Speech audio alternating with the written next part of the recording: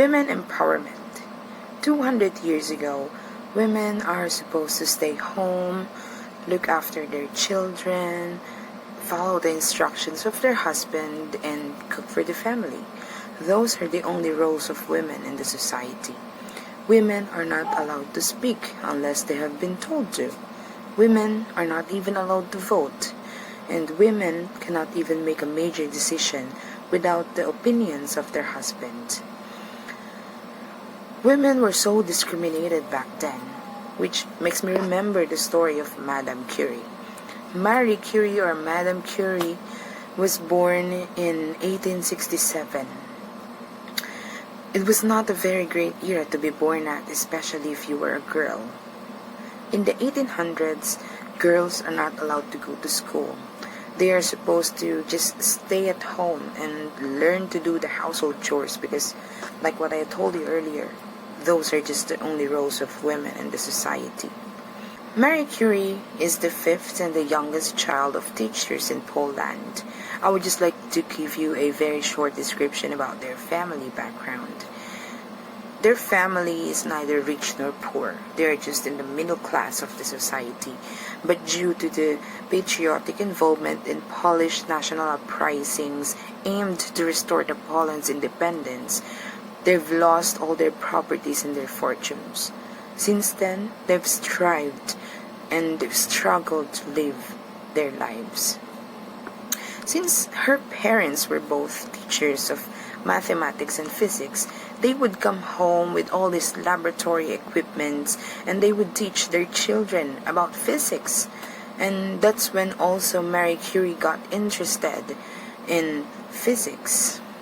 Unfortunately, at the age of 10, her mother passed away due to tuberculosis. After all the sufferings that she had experienced, despite being such a young lady, she got very depressed, so she moves in with her dad and started to do some tutoring in order for her to earn extra income.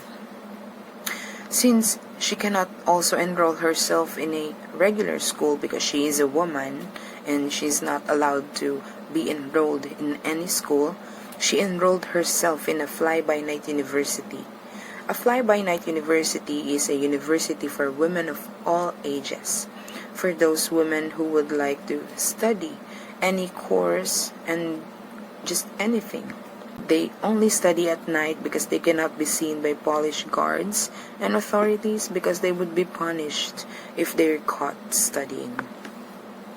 Since all her studying were done in private and secretly, she asked her cousin if she could work in his laboratory in order for her to make some inventions and to test and trial all the chemicals that she studies. All her learnings about physics were merely done at school and mostly done by self-teaching. She likes to read a lot. In 1894, she met a man named Marie Curie, which she later married. In the course of their marriage between 1898 to 1902, they have published around 32 scientific papers, including the discovery of radium. Later on that year, Marie Curie was awarded a Nobel Prize Award. For those of you who do not know what a Nobel Prize Award is, a Nobel Prize Award is the highest form of award in the field of science.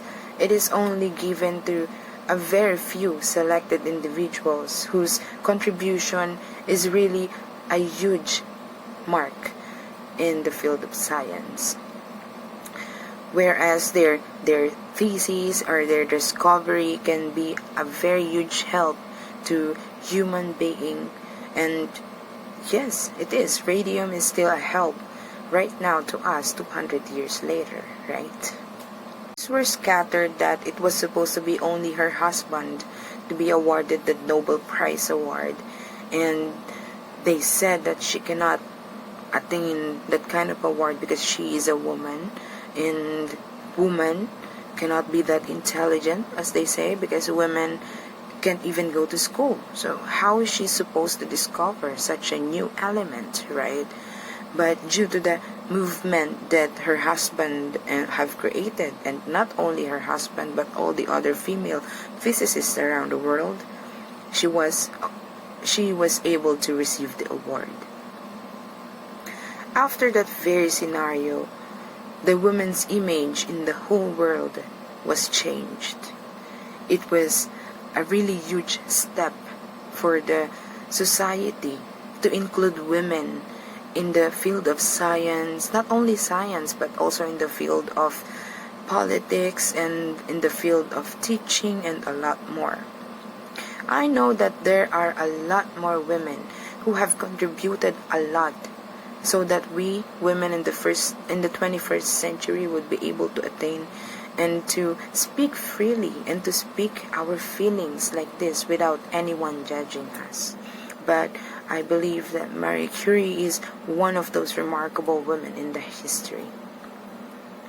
To my conclusion, I believe that men and women were created equal. Why discriminate each other's gender? I believe that what men can do, women can do. And what women can do, men can also do. I believe that we are all people, we are all equal, and we should not discriminate each other because we are all capable of anything in this world. Thank you.